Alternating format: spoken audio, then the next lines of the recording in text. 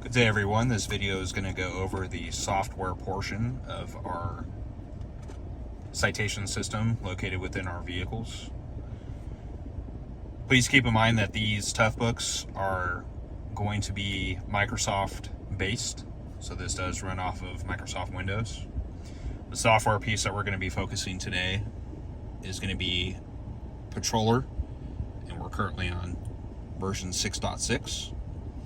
What you want to do is you just want to double tap that. It's going to bring up a window just asking if you'd like to allow this app to make changes to your device. You're going to click on yes.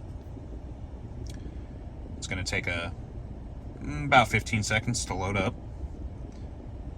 Display the version number, currently 6.6.97.4.0, the recording of this video. And here we are on the dashboard. I'm going to go over everything on the dashboard here real quick, and then we'll get into the specifics of what everything does. Up at the top, we're going to have the P, and next to that, it's going to say none. The P is for the zones.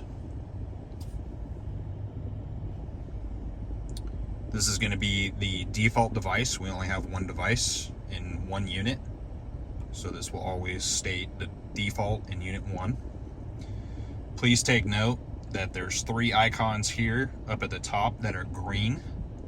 All 3 of these need to be green for the software to run properly. If one of these is red, the software will not function. So all 3 of these icons need to be green. Next to that, you have the day of the week and the time. Question mark box is going to be if you have any questions regarding the software itself. You can open this up, and over to the side you could do a search,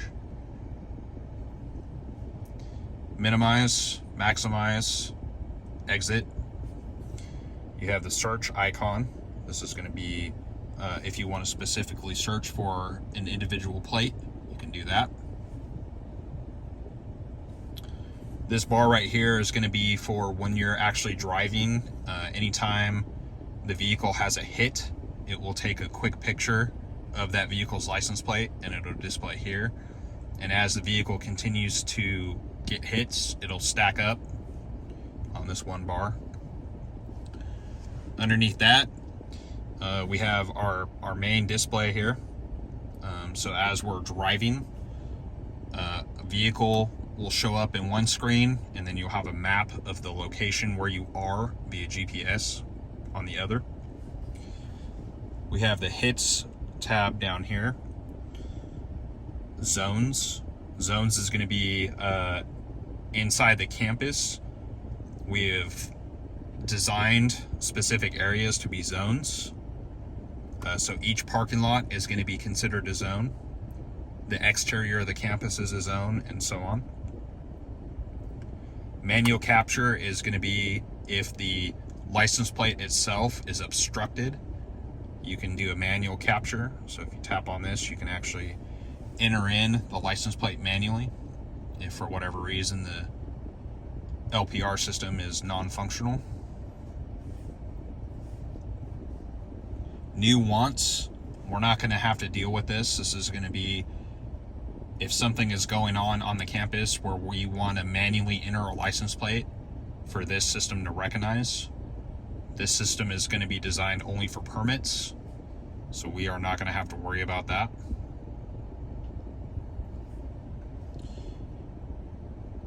Plate list.